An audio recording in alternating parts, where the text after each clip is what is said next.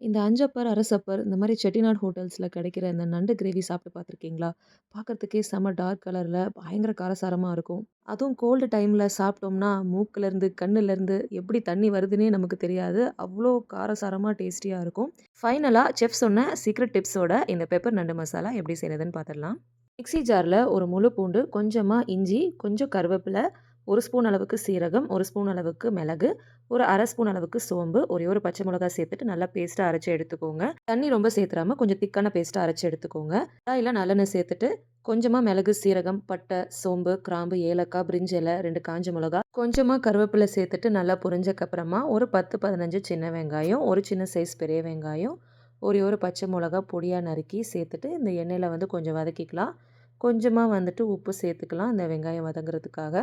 வெங்காயம் ஓரளவுக்கு வதங்குனக்கப்புறமா, நம்ம அரைச்சு வச்சிருந்த பேஸ்ட்ட சேர்த்துட்டு நல்லா வந்து மிக்ஸ் பண்ணிக்கலாம். பேஸ்ட்டு சேர்த்துட்டக்கப்புறமா அடுப்பு ஃப்ளேம கம்மி பண்ணிட்டு, கொஞ்சமா மஞ்சத்தூள் சேர்த்துட்டு, டைம்ல நம்ம கொஞ்சமா தண்ணி சேர்த்துட்டு மிக்ஸ் பண்ணிக்கலாம். அப்பதான் நமக்கு அடி பிடிக்காம இருக்கும். இதெல்லாம் வெங்காயம், இந்த மசாலா கொஞ்சம் வதங்குனக்கப்புறமா தண்ணி சேர்த்துக்கணும். அடுத்து ஒரு தக்காளி, ஒரு சின்ன குழிக்கரண்டி அளவுக்கு புளி தண்ணி சேர்த்துட்டு, இதுல மிளகாத்தூள் வந்துட்டு ஒரு 1/2 ஸ்பூன் சேர்த்தீங்கன்னா, மல்லித்தூள் 1 ஸ்பூன் சேர்த்துக்கோங்க. இதில வந்துட்டு மிளகு, சீரகத்தோட ஃப்ளேவர் தான் ஜாஸ்தி இருக்கணும். அதனால மிளகாத்தூள வந்து கொஞ்சம் கம்மி பண்ணிக்கலாம். இப்போ தேவையான அளவுக்கு உப்பு சேர்த்துட்டு இந்த மசாலா வந்து நல்லா வதங்குறதுக்கு மூடி போட்டு எடுத்துக்கலாம். இப்போ பார்த்தீங்கன்னா, நல்லா எண்ணெய் விட்டு மசாலா வந்து நல்லா வதங்கி ரெடி ஆயிடுச்சு. இந்த டைம்ல நம்ம கிளீன் பண்ணி வச்சிருக்கிற நண்ட சேர்த்துட்டு இந்த மசாலாவோட நல்லா வந்து பெரட்டிக்கலாம். நான் வந்து 1 கிலோ அளவுக்கு நண்டு வந்து சேர்த்துருக்கேன். நீங்க எவ்வளோ செய்றீங்களோ அதுக்கேத்த மாரி பொருட்கள்லாம் சேர்த்துக்கோங்க.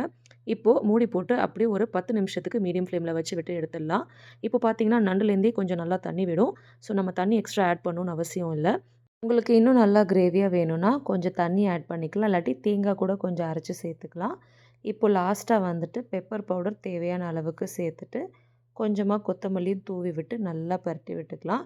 இப்போ ஃபைனலா செஃப்போட டிப்ஸ் என்னன்னா, பூண்டு வந்து ஒண்ணு நச்சு இல்லாட்டி பொடி பொடியா கட் பண்ணி சேர்த்துட்டு, கூடவே 1 ஸ்பூன் அளவுக்கு நெய் சேர்த்துட்டு, நல்லா மிக்ஸ் பண்ணி விட்டு இறக்குனீங்கன்னா, சூப்பரான பெப்பர் நண்டு மசாலா வந்து ரெடி ஆயிடுச்சு. கண்டிப்பா அந்த ரெசிபி ட்ரை பண்ணி பாருங்க.